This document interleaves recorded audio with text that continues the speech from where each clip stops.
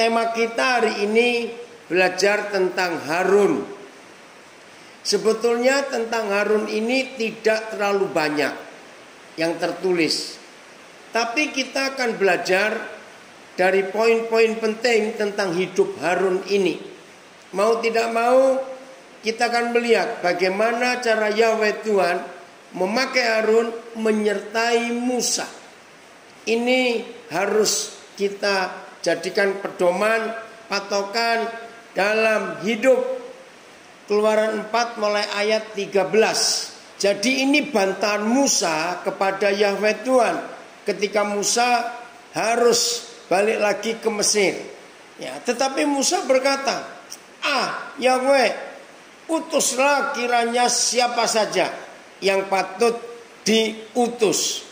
Saudara, awal-awal Musa dipanggil oleh Tuhan, dia itu bandelnya minta ampun.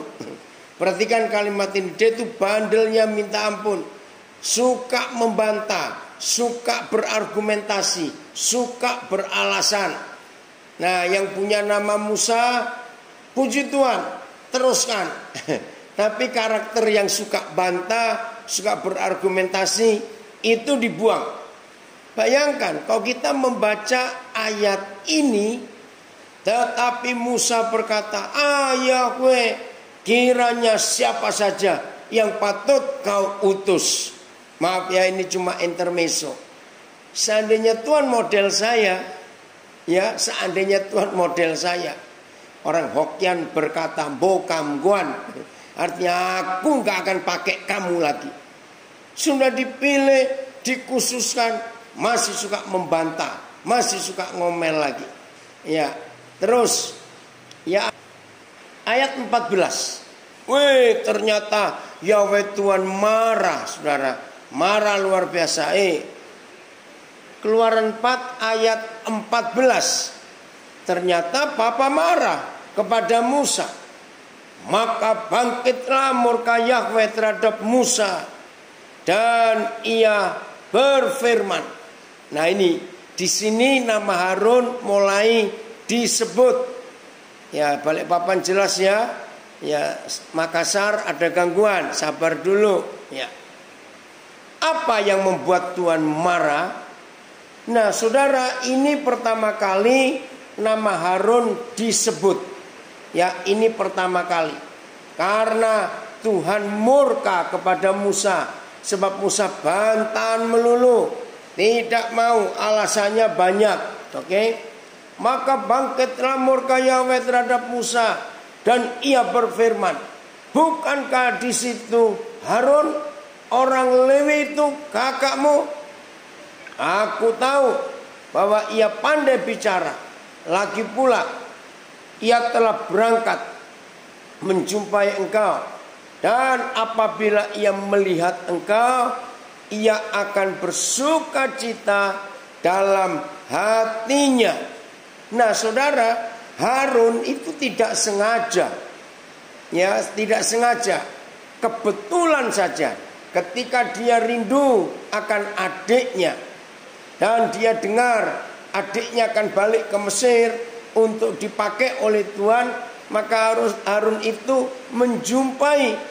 Ya, terjemahan dari versi membaca Indonesia membaca dengan mudah. Kemudian Yahweh marah terhadap Musa dan berkata, baiklah, aku akan memberikan kepadamu beberapa orang menolongmu. Nah, ini beberapa orang, ya. Harun, orang Lewi itu adalah saudaramu, bukan? Ia seorang yang pandai berbicara. Sebenarnya Harun sedang datang menemui, dan dia senang melihatmu. Jadi gak sengaja Harun ini, puji Tuhan, dengan ketidaksengajaan itu karena seorang kakak rindu kepada adiknya, maka Tuhan datang, ya, memakai Harun. Luar biasa. Ayat 15. Maka engkau harus berbicara, Musa, kepada kakakmu itu, dan menaruh perkataan itu ke dalam mulutnya. Saudara, kalimat ini agak aneh. Jadi Harun cuma didikte oleh Musa apa yang Musa dengar dari Yahweh Tuhan, Itu yang disampaikan kepada Harun. Dan Harun ngomong, coba perhatikan, lucu nggak kalau begini nih? Tapi itulah yang terjadi dengan Harun. Saya baca lagi. Maka engkau harus berbicara kepadanya Musa, dan menaruh perkataan itu ke dalam mulutnya. Aku akan menyertai lidahmu dan lidahnya. Jadi dua orang kakak beradik ini dipakai oleh Tuhan. Dan mengajarkan kepada kamu apa yang harus kamu lakukan. Saudara, miliki sikap ini. Saya ulangi, miliki sikap ini. Sikap apa? Mau belajar kepada Papa di surga. Saya ulangi kalimat terakhir ayat 15 ini, ya. Dan mengajarkan kepada kamu apa yang harus kamu lakukan. Keluaran 4 ayat 15. Ya, beberapa terjemahan ayat. Kamu harus berbicara dengannya dan menaruh perkataan itu ke dalam mulutnya, dan aku akan menyertai mulutmu dan mulutnya, dan akan mengajarkan kepadamu apa yang harus kalian lakukan. PS, bicaralah dengan dia dan beritahukanlah kepadanya apa yang harus dia katakan. Aku akan menolong kamu berdua dan mengajarkan apa yang harus kamu katakan dan lakukan. MELT. Dan engkau akan berbicara kepadanya, dan engkau akan menaruh perkataan itu ke dalam mulutnya, dan aku akan beserta mulutmu dan mulutnya, dan aku akan mengajarmu apa yang akan kamu perbuat.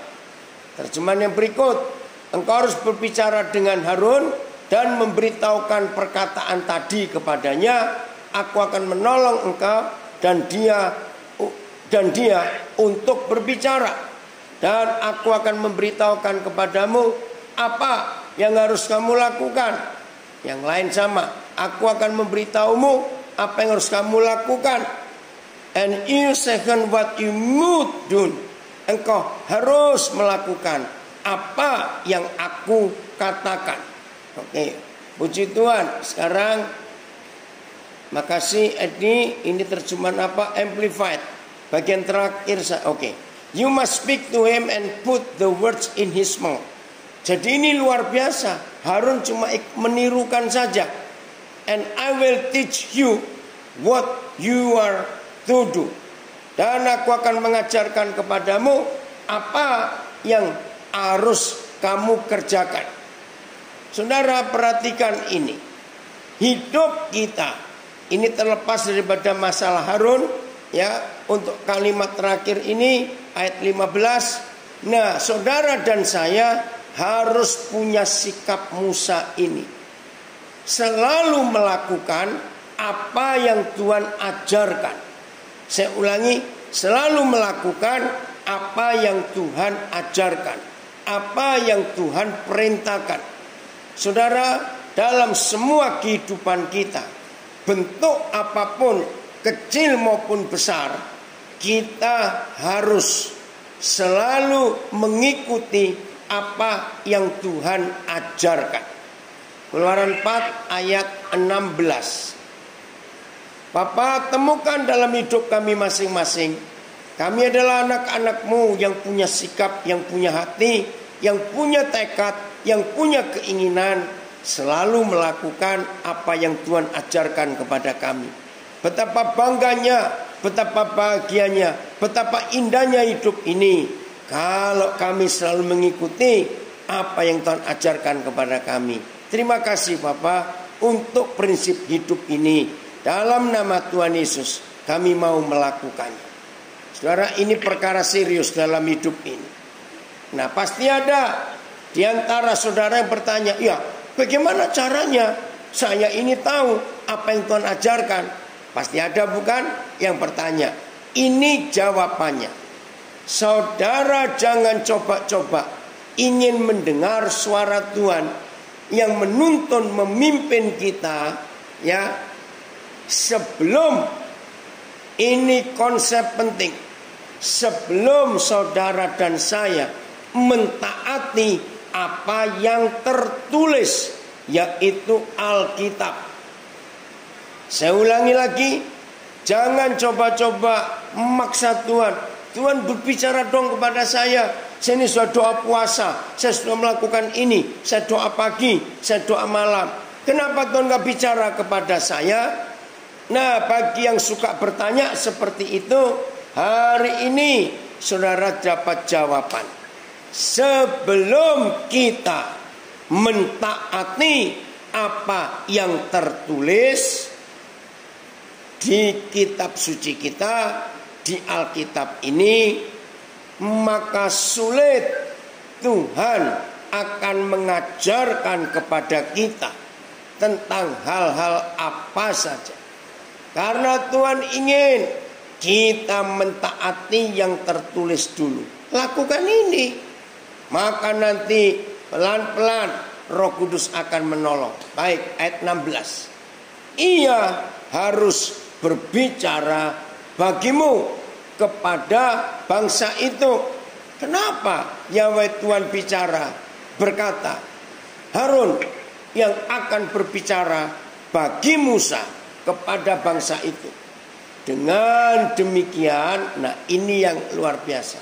Dengan demikian Harun akan menjadi penyambung lidahmu, dan engkau akan menjadi seperti Tuhan baginya. Wih, ini luar biasa. Terjemahan yang lain. Jadi dia harus berbicara bagimu kepada bangsa itu. Dia akan berbicara kepada bangsa itu bagimu. Dan dia akan menjadi mulutmu, dan kamu akan menjadi seperti Tuhan baginya. Terjemahan lama. Maka ia pun akan berkata-kata kepada bangsa itu, akan gantimu. Dan ia pun akan jadi ganti mulutmu, dan engkau akan jadi baginya akan Tuhan. BS, dia harus berbicara atas namamu di depan rakyat. Dia akan menjadi juru bicaramu, dan engkau dianggapnya seperti Tuhan yang mengatakan apa yang harus ia katakan. MELT. Dan ia akan berbicara bagimu kepada umat itu, dan dia akan menjadi mulut bagimu, dan engkau akan menjadi Tuhan baginya. Selbir, ia harus berbicara kepada bangsa itu mewakilimu. Bagimu ia seolah-olah mulutmu, dan baginya engkau seolah-olah Tuhan. Nah, VMD, terima kasih Mike. Jadi Harun berbicara kepada mereka atas namamu. Engkau seperti engkau, ini terjemahan versi membaca dengan mudah. Ya, engkau seperti raja besar bagi Harun maksudnya. Dan dia menjadi juru bicaramu. Oke. Ya. Jadi intinya ada yang komen. Kita taat dulu pada firman Tuhan yang tertulis Alkitab, baru kita mendengar suara Tuhan. Ini dia. Wah, sedang firman Tuhan itu, maaf, sudah sempurna. Nah, bukan begitu maksudnya. Maksudnya ada hal-hal tertentu dalam hidup kita itu yang gak bisa ditulis di Alkitab. Contohnya, sama sekarang ada HP, ya. Masa Tuhan bicara tentang HP di masa perjanjian lama atau perjanjian baru? Nah, di situ Roh Kudus akan mengajar kita bagaimana kita tidak terikat dengan sosial media atau HP kita, itu maksudnya. Baik ya. Nah, saudara, kalau kita membaca ayat 15, ayat 16, saudara menemukan apa dalam hidup Musa dan Harun ini? Saya jawab, ribet. Betul enggak? Ribet sekali. Repot, complicated. Gara-gara Musa tidak taat, gara-gara Musa suka bantahan, berargumentasi, dengan Papa di surga. Nah, Harun yang nggak tahu apa-apa, dianya datang kangen adiknya, rindu adiknya. Lalu dia nemui Musa. Oh, luar biasa. Ternyata Tuhan pakai dia gara-gara Musa membantah atau berargumentasi. Maka itu dalam kehidupan kita, saudara, jangan suka membantah kepada Tuhan. Biarlah kita mau belajar selalu berkata ya, selalu berkata ya kepada Bapa di surga. Maka kalau dia tahu, kalau Tuhan tahu bahwa kita suka berkata ya, itulah yang akan membuat Tuhan tidak jadi ribet gara-gara ketidaktaatan kita. Kiranya itu tidak terjadi dalam kehidupan kita. Ayat 17.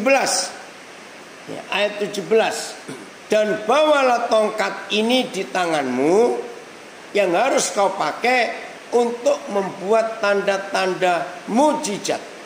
Kamu juga harus membawa tongkat ini di tanganmu, yang dengan itu kamu akan membuat tanda-tanda. Seterusnya sama. Saudara, kenapa harus ada tongkat? Ya, sayang waktu, nanti saudara baca di Keluaran pasal 3. Sekali lagi, itu perbantahan Musa yang pertama. Ya, memang dia tahu wajar sebetulnya kalau Musa membantah Tuhan.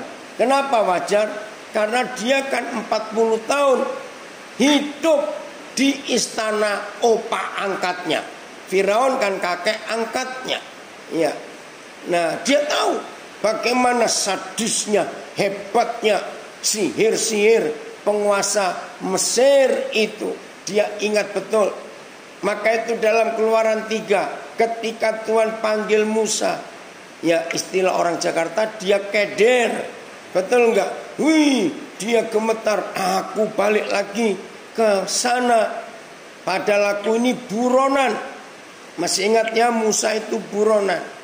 Nah, ketika Musa tanya, gini aja lah Tuhan, apa tandanya aku ini engkau utus, aku ini engkau sertai? Musa minta tanda, sebab dia tahu bagaimana keadaan Mesir. Firaun itu luar biasa. Ini anak saya yang polisi di Nabire Gabung. Makasih Jack. Nah, dalam keadaan seperti itu, Papa cuma bilang kepada Musa, apa yang ada di tanganmu? Saudara, inilah prinsip surgawi yang luar biasa. Apa yang ada di tangan kita?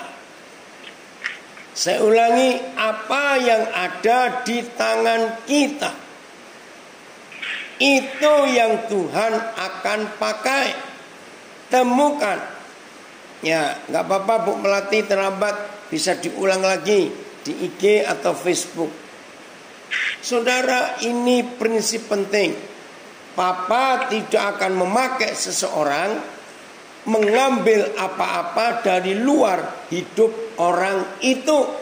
Enggak. Tuhan enggak akan pakai dari luar, tapi semuanya apa yang kita pegang. Nah, ini kesaksian saya. Maaf, jangan ada yang tertawa ya soal ini ya. Saya kan cuma lulusan SMA. Nah, apa yang saya punya, saya ingat waktu Tuhan mau pakai untuk melayani. Salah satu yang saya punya waktu itu, saya ini suka membaca. Salah satu hobi saya adalah membaca. Nah, ternyata apa yang ada pada saya itu yang Tuhan pakai, karena saya suka membaca. Unik cara Tuhan mendidik, saudara. Uniknya begini. Nah, banyak anak-anak saya, rekan-rekan hamba Tuhan yang ikut pergi pelayanan bareng saya. Mereka itu heran. Herannya begini. Ya, saya ini nggak kelihatan duduk. Ya, akhir-akhir ini ya, bukan yang dulu-dulu. Akhir-akhir ini. Ya, mereka nggak lihat saya duduk membaca dengan serius berapa jam. Enggak. Karena kesibukan. Puji Tuhan Roni, saudara saya dari Ternate ini kampung. Tapi uniknya saudara, saya kalau masuk rumah orang atau ke warung atau ke mana saja, di terminal, di stasiun, di bandara, ada buku, ada koran, ada apa saja ya yang sudah nggak terpakai, bahkan yang sudah lama. Roh Kudus gerakan saya, kamu ambil tulisan itu, buku itu, koran itu. Kalau Roh Kudus memerintah, pasti ada berita yang luar biasa. Saya masih ingat saudara, suatu hari di daerah Sumatera Selatan, saya diundang pelayanan. Nah, gereja itu lagi direnovasi. Nah, ada satu topik yang saya ini lupa. Ini caranya bahas dari bagian mana? Ya, ini tentang sejarah. Ya, saya nyerah aja, Papa. Maafkan saya, di bagian ini saya tuh nggak ngerti. Tiba-tiba saya pingin ke toilet. Ketika saya masuk menuju toilet itu, karena gedung gereja lagi direnovasi, jadi berantakan, saudara. Sambil menunggu, karena di dalam ada yang pakai, saya tuh ya lihat-lihat biasa. Tiba-tiba di satu meja yang cukup berdebu karena lagi renovasi, ada buku. Roh Kudus gerakkan saya. Ya udah, sambil saya nunggu, saya ambil buku itu. Saudara tahu, itu buku nggak tahu milik anak pendeta atau anaknya pengerja di gereja itu buku pelajaran sejarah kelas 2 SMP. Saya baca, saya ambil, saya kaget. Ternyata itu buku sejarah yang ada data-data yang saya perlukan untuk saya ngajar di sesi yang berikut. Wah, itu luar biasa. Nah, itu contoh. Jadi kalau saya naik pesawat, lalu di depan saya kursi dan ada tempat buku atau majalah, kalau Roh Kudus gerakkan saya untuk baca, saya akan baca. Pasti ada sesuatu tambahan pengetahuan saya untuk saya mengajar. Dan itu luar biasa. Berkali-kali saya mengalami itu. Maka itu nggak peduli ini koran tahun berapa, buku majalah tahun berapa, nggak peduli. Pokoknya kalau Roh Kudus suruh, saya akan lakukan. Nah, itu yang ada di tangan saya. Karena saya, maaf, tidak punya gelar secara ilmu pengetahuan. Tidak, hanya cuma SMA. Tapi Roh Kudus terus nambahi, terus nambahi. Nah, sekarang kalau ada di antara kita yang merasa aku kok kurang ini, aku kurang itu, belajar dari Musa. Berarti Musa punya 2 senjata, kalau saya pakai istilah, untuk dia balik ke Mesir dan dipakai oleh Bapa di surga. 1 adalah tongkat itu. 2 adalah Harun, kakaknya, yang jadi juru bicara Musa. Ini luar biasa. Ya, ada komen di Facebook. Jadi tidak usah memaksakan diri. Bagaimana dengan doa? Tuhan, paksakan rencanamu dalam hidupku. Salahkah doa itu? Salah. Tuhan gak pernah memaksa kita. Tergantung bagaimana kita mau dipakai oleh Tuhan. Maaf, di Amerika ada konsep yang salah. Push itu paksa, tekan, dorong. Nah, itu singkatan. Ini gereja di Amerika yang saya nggak setuju. Pray, P-nya itu pray, doa. U, until, S, something, happen. Push. Dalam bahasa Inggris itu memaksa, itu mendorong. Enggak perlu. Saudara, Tuhan tidak pernah memaksakan kehendaknya untuk kita lakukan. Dia selalu tergantung bagaimana ketaatan kita kepada Dia. Nah, ini konsep yang penting di dalam kehidupan kita. Jadi jangan doa, Tuhan paksakan rencanamu dalam hidupku. Ini doa yang salah. Nah, kelihatannya memang bagus. Wih, rohani sekali ya doanya supaya Tuhan memaksa. Enggak, saudara, sama sekali tidak. Oke, jadi dengan Keluaran 4 ayat 17, maka kita tahu sikap papa kita. Karena Musa selalu berargumentasi, maka Tuhan memakai dua hal lagi untuk melengkapi dia melakukan kehendaknya ke Mesir. Satu, tongkatnya. Dua, itu Harun yang akan menyertai dia. Dan ini sungguh konsep yang sangat indah kalau kita belajar dari hidup Musa. Nah, itulah Harun. Bagaimana Harun dipakai oleh Tuhan. Kita lanjut sekarang. Keluaran 6 13 sampai 18. Judulnya nenek moyang Musa dan Harun. Inilah para kepala kaum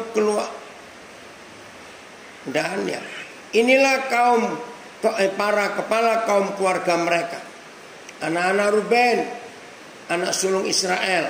Henok saya enggak baca. Anak-anak Simeon saya enggak baca. Inilah anak-anak Lewi. Nah, mulai dari sini. Inilah anak-anak Lewi menurut urutan kelahirannya. Gerson, Kehat, dan Merari. Umur Lewi 137 tahun. Anak-anak Gerson, Libni, Simei menurut kaum mereka. Anak-anak Kehat, Amran, Yisyar, Hebron, dan Uriel. Oh sebentar, Harun. Ya, ayat 20 yang di laptop sini. Dan Amram mengambil Yokebed, saudara ayahnya, menjadi istrinya. Dan perempuan ini melahirkan Harun dan Musa baginya. Umur Amram 137 tahun. Nah, untuk menjelaskan bagaimana asal-usul Musa dengan Harun itu. Jelas ya saudara. Ini saya tunjukkan betapa hebatnya Tuhan kita. Kitab Keluaran pasal yang ke-12. Mulai ayat yang pertama. Saudara, ini ada hal yang sangat luar biasa.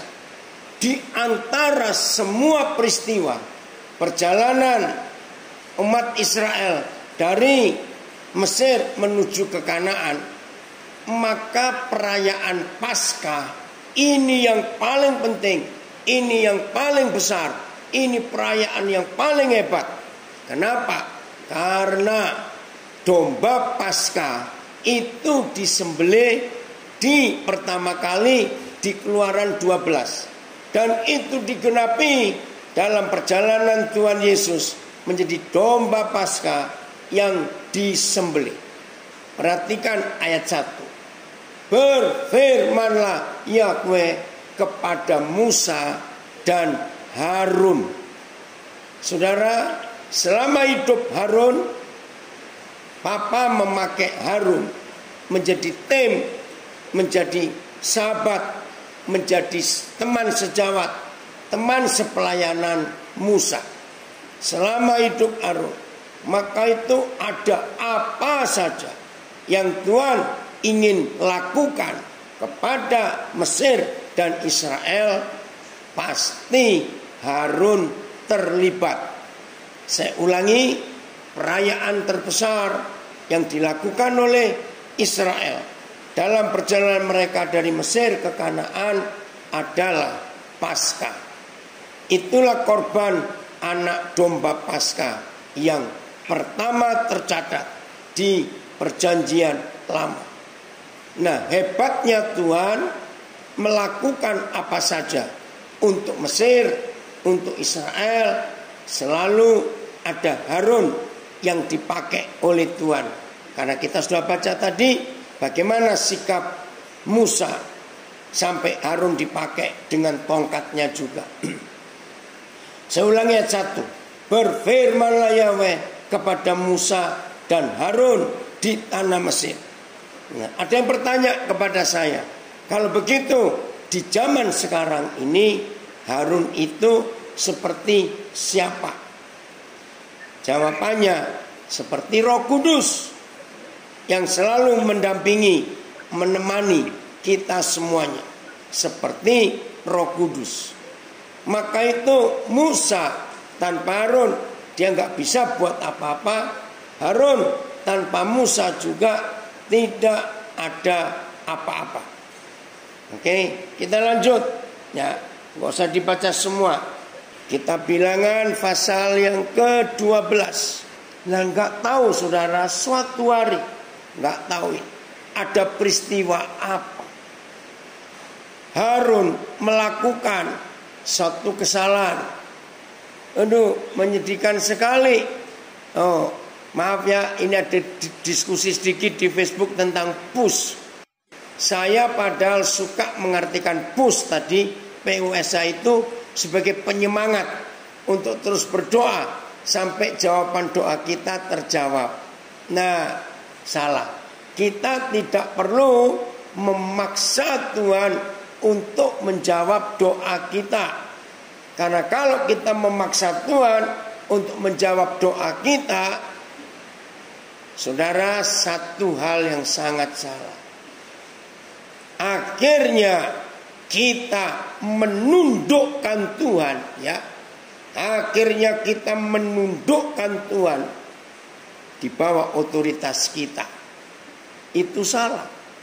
Karena kita tahu 1 Yohanes 5:14.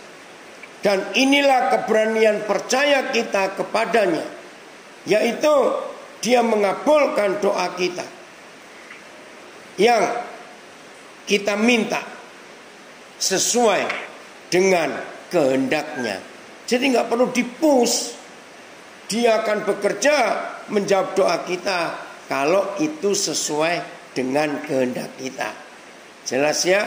Oke, Bilangan 12. Nah, ini saya nggak tahu kenapa kok bisa suatu hari Harun berbuat salah.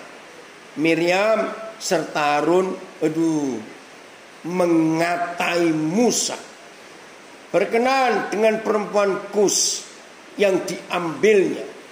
Sebab memang Musa telah mengambil seorang perempuan Kus. Ini dari Afrika.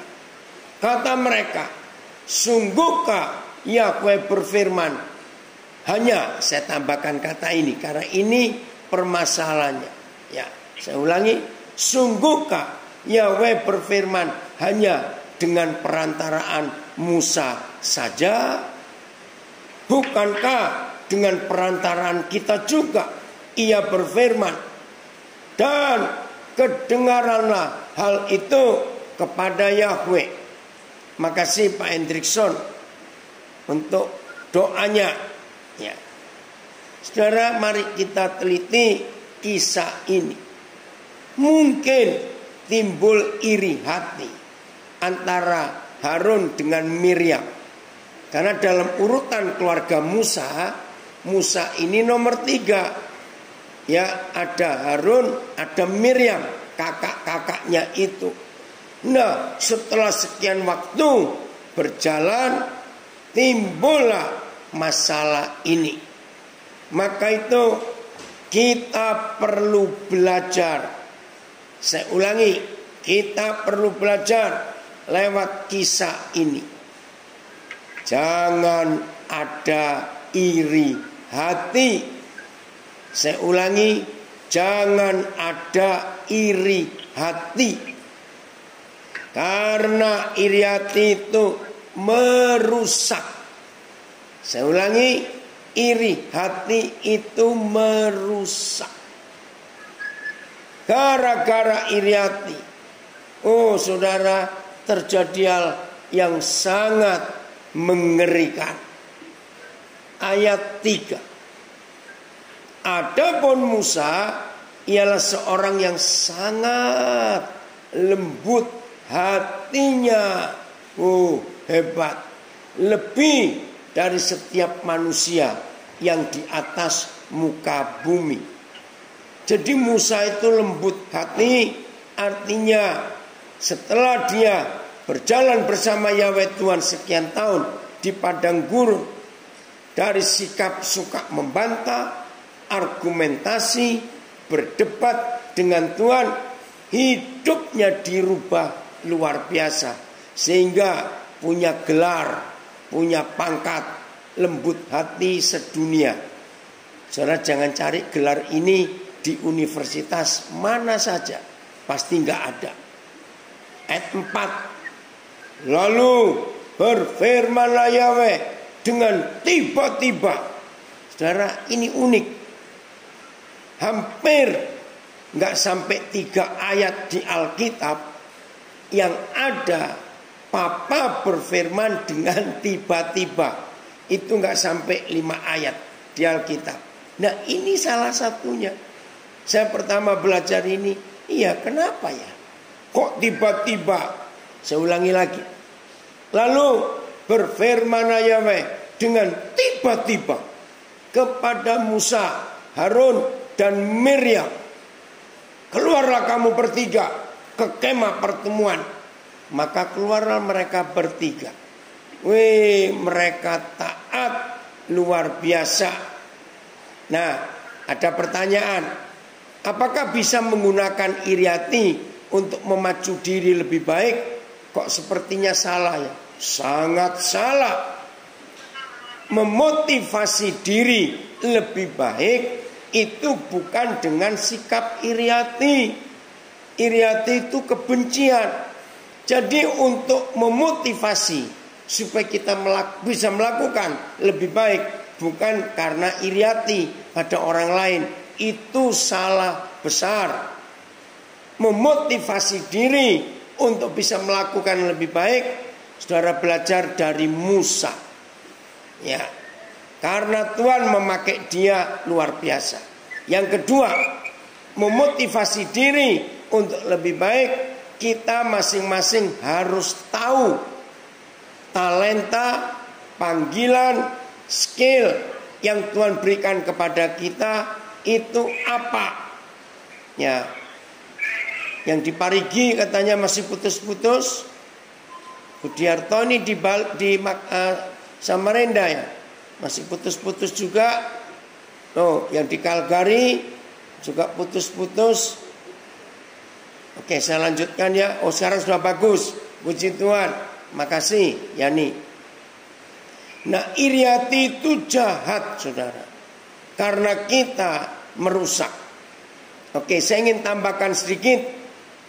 Kita buka bilangan 5, Hakim-Hakim 5 ayat 20. Nanti kita kembali ke bilangan 12 ini. Karena iri hati itu kebencian Tuhan. Hakim-Hakim 5 ayat 20. Oh, terima kasih nak. Surabaya aman kata buku. Oke. Dari langit berperang bintang-bintang. Dari peredarannya mereka memerangi Sisera. Nah, untuk semua kita, Asun, bagaimana sekarang di Frankfurt? Masih putus-putus? Ya, sabar dulu. Ya, sudah bagus suaranya Mike. Oke. Saudara, perhatikan. Dari langit berperang bintang-bintang dari peredarannya. Bahasa ilmiah peredaran bintang itu namanya orbit. Di luar planet bumi kita ada nggak tahu berapa triliun bintang. Dan triliunan bintang itu nggak pernah bertabrakan satu dengan yang lain. Kenapa? Karena mereka punya orbit, punya peredaran. Nah, saudara, maka itu kalau ada bintang iri hati, siapa bintang-bintang itu? Saudara dan saya. Loh, kok bisa? Karena Yahweh Tuhan berkata kepada Abraham, nanti keturunanmu akan seperti bintang di langit banyaknya. Jadi dalam panggilan Tuhan atas hidup kita, saudara dan saya tidak boleh iri hati. Oh, masih putus-putus Denpasar, Manado. Tuhan tolong dalam nama Yesus. Ya, lanjut ya. Merto, ya, Edo, lanjut. Oke, saya teruskan. Nah, orang iri hati, saya pakai ayat Hakim-Hakim 5 ayat 20 ini. Apa yang terjadi ketika ada bintang sedang mengorbit, di orbitnya bintang sedang bergerak di garis edarnya, tiba-tiba bintang itu noleh kiri, noleh kanan, melihat orbit bintang-bintang yang lain.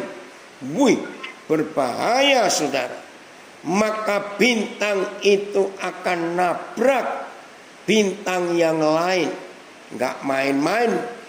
Karena peredaran bintang di orbitnya itu kecepatannya, wih, nggak tahu berapa ribu kilometer per jam. Saya nggak tahu. Bayangkan kalau bintang iri hati, kacau alam semesta ini. Nah, inilah dosa yang terbesar di dalam gereja setelah perzinahan, kesombongan, maka iri hati itu jahat di mata Tuhan. Nah, kembali ke Bilangan 12. Musa diiri hatikan oleh Harun dan Miriam. Saya lihat ya, maka itu jangan terjadi itu dalam hidup kita. Ayat 4 Bilangan 12 ayat 4. Lalu berfirmanlah Yahweh. Ayat 5. Lalu turunlah Yahweh dalam tiang awan. Ini masih marah. Tuhan Yahweh Tuhan kita masih marah. Dan berdiri di pintu kemah itu. Saya nggak bisa bayangkan saudara. Kalau itu terjadi dengan saya, aduh, saya nggak bisa bayangkan. Yahweh Tuhan berdiri di pintu kemah. Lah nggak tahu itu Harun dan Miriam ngelihat atau tidak.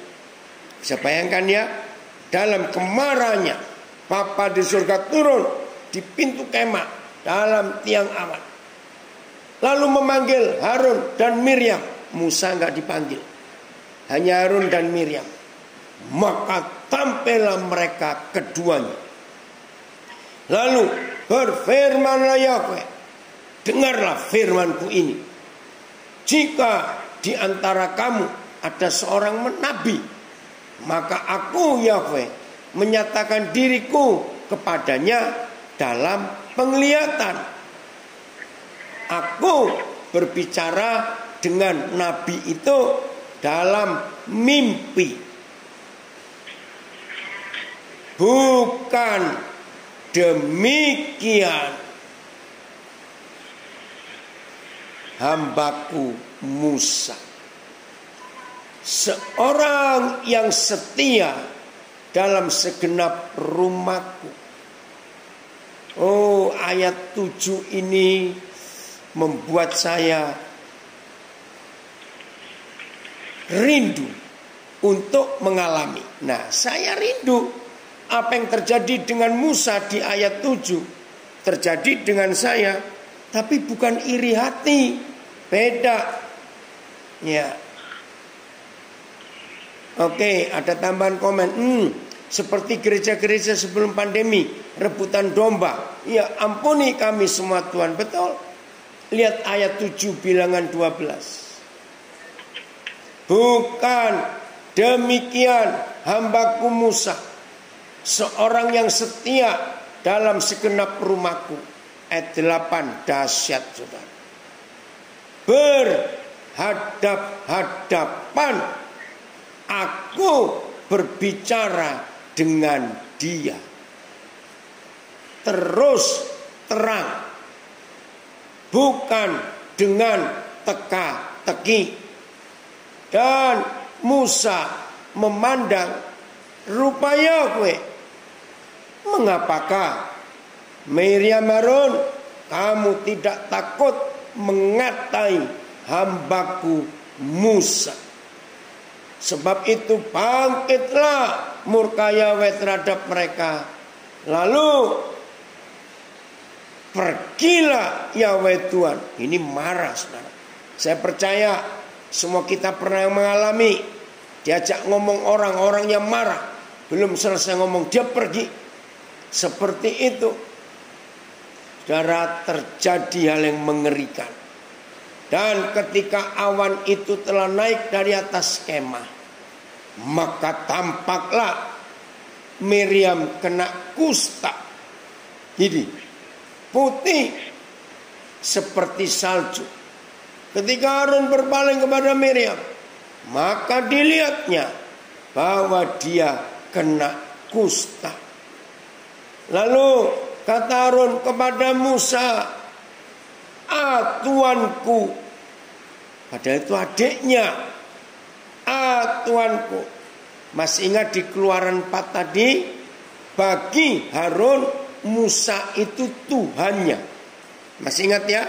Keluaran 4 tadi. Ternyata di sini Harun baru mengakui Musa itu bukan cuma adiknya, tapi tuanku, Tuhannya. Lalu kata Harun kepada Musa, tuanku, janganlah kiranya timpakan kepada kami dosa ini yang kami perbuat dalam kebodohan kami. Janganlah kiranya dibiarkan dia sebagai anak gugur, anak aborsi, yang pada waktu keluar dari kandungan ibunya sudah setengah busuk dagingnya. Hebat hati Musa. Lalu berserulah Musa kepada Yahweh, ya Tuhan, sembuhkanlah kiranya dia. Kemudian berfirmanlah Yahweh kepada Musa, sekiranya ayahnya meludahi mukanya, tidaklah ia mendapat malu selama 7 hari. Biarlah dia selama 7 hari dikucilkan keluar tempat perkemahan. Kemudian bolehlah ia diterima kembali.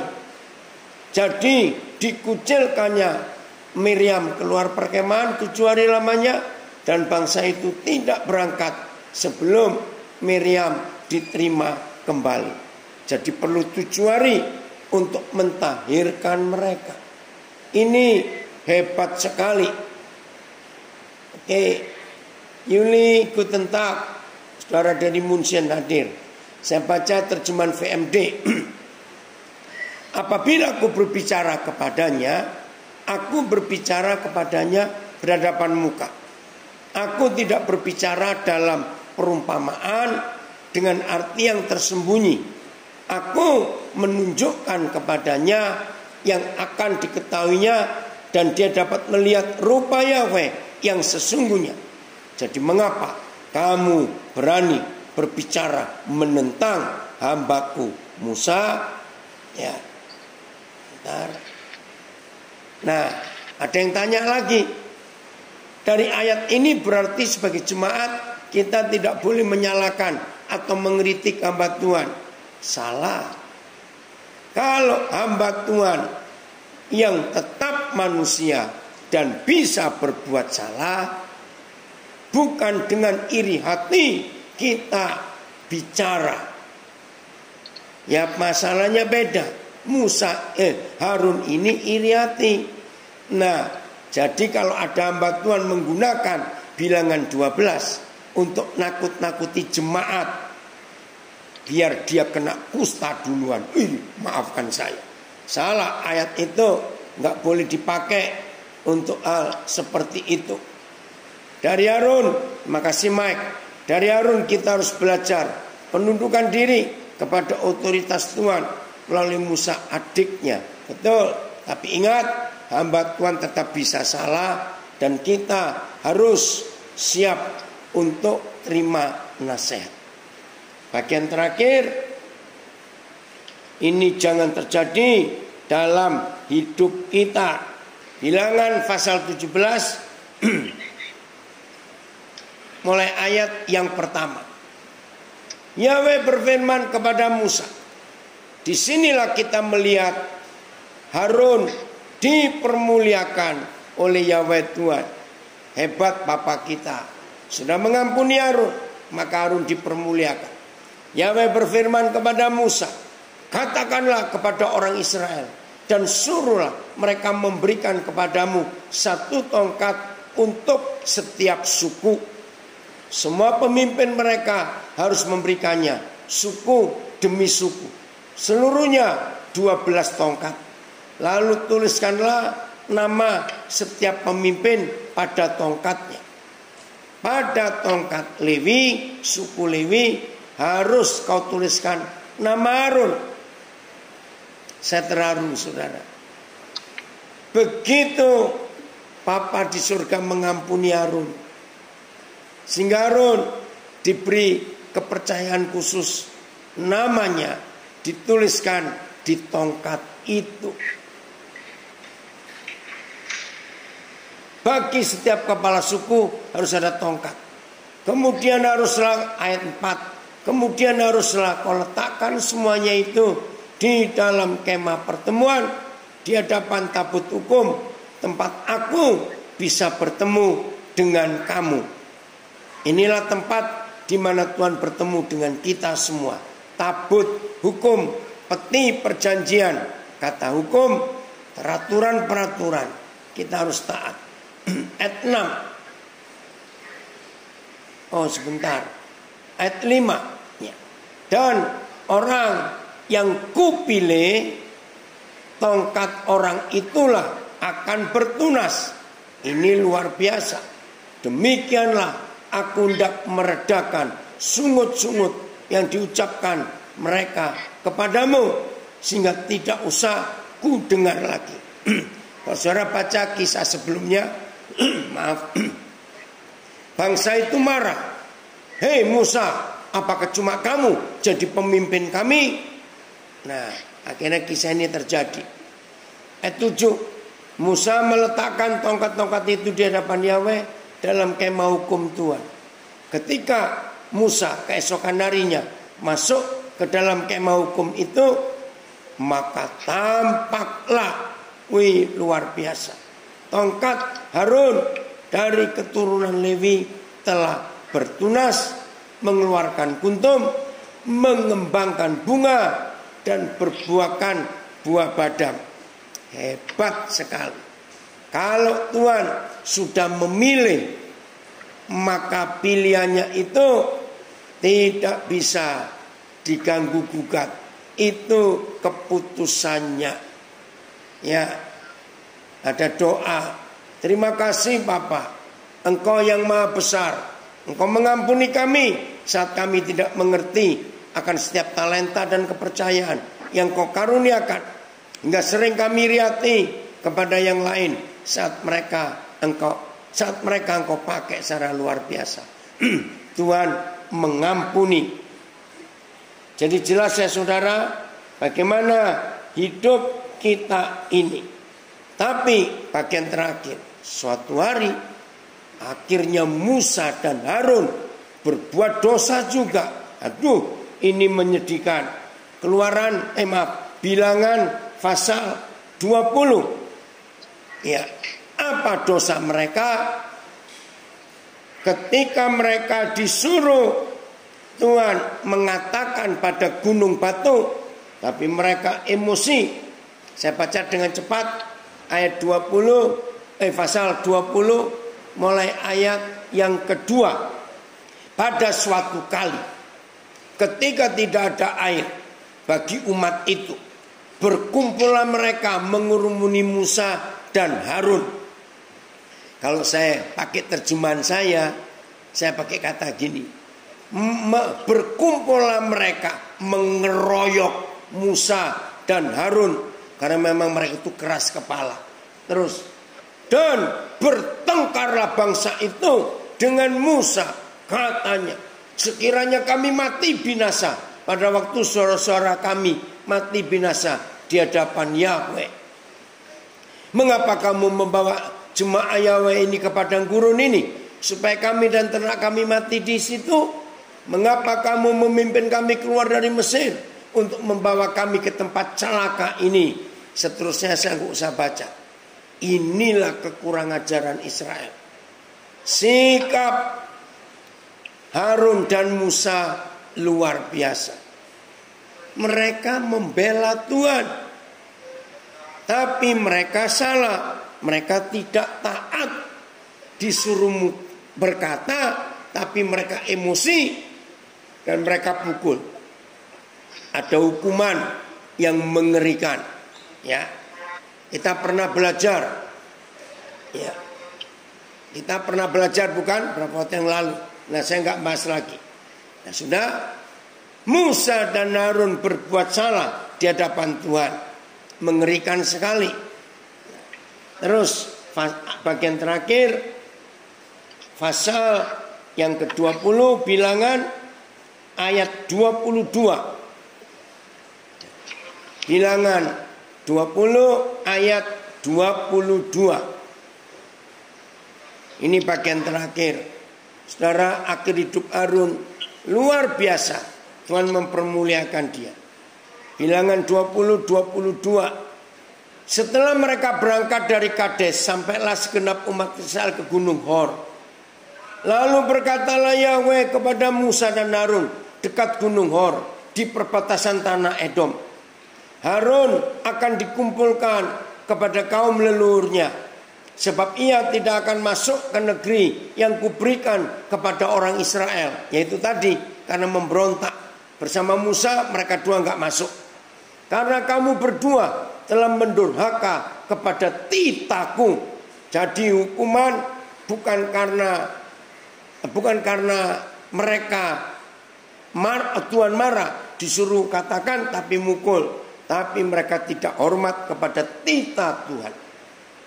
Ayat 5. Panggil Harun dan Eliezer anaknya dan bawalah mereka naik ke Gunung Hor. Tanggalkanlah pakaian Harun dan kenakanlah kepada Eliezer anaknya. Kemudian Harun akan dikumpulkan kepada kaum leluhurnya dan mati di sana. Lalu Musa melakukan seperti yang diperintahkan Yahweh. Mereka naik ke Gunung Hor, sedang segenap umat itu memandangnya. Saudara, saya baca ini tuh sangat mengharukan. Taatnya Harun itu luar biasa. Ini kan sama seperti orang yang mau dieksekusi mati. Karena nggak sakit apa-apa. Lihat nanti. Ayat 26 saya baca lagi. Tanggalkanlah pakaian Harun dan kenakanlah itu kepada Eliezer anaknya. Kemudian Harun akan dikumpulkan kepada kaum leluhurnya dan mati di sana. Wih, ayat 7. Saudara, tahan napas. Karena ini luar biasa penyerahan hidup Harun. Maka belajar tentang Harun, karakternya, sikap yang terakhir di hidupnya ini yang harus kita lakukan. Terima kasih Bapak. Lalu Musa melakukan, ayat 27 bilangan 20. Lalu Musa melakukan seperti yang diperintahkan Yahweh. Mereka naik ke Gunung Hor, sedang segenap umat itu memandangnya. Musa menanggalkan pakaian Harun dan mengenakannya kepada Eliezer anaknya. Lalu matilah Harun di puncak gunung itu. Kemudian Musa dengan Eliezer turun dari gunung itu. Saudara, pertama saya belajar ini, saya langsung lemes. Enak sekali nih matinya. Nggak sakit apa-apa. Hanya Tuhan bilang, tanggalkan jubah keimamannya, pakaikan ke anaknya, lalu mati. Apa yang kita pelajari? Saudara, kita tidak boleh berontak, kita tidak boleh melawan kehendak Tuhan. Kalau sudah waktunya, ayo kita menyerah. Jangan takut, karena kematian itu indah. Amin. Nah, inilah kisah hidup Harun. Luar biasa dia dalam ketaatannya kepada Tuhan. Betul. Hidup dekat dengan Yahweh sangat luar biasa. Meninggal pun Yahweh beritahu saat dan waktu. Amin. Jadi puji Tuhan, Roh Kudus menolong kita untuk kita bisa mengenal, mempelajari karakter Harun. Dan mari semua kita belajar seperti Harun. Tuhan Yesus memberkati kita semuanya. Jadilah pelaku firman.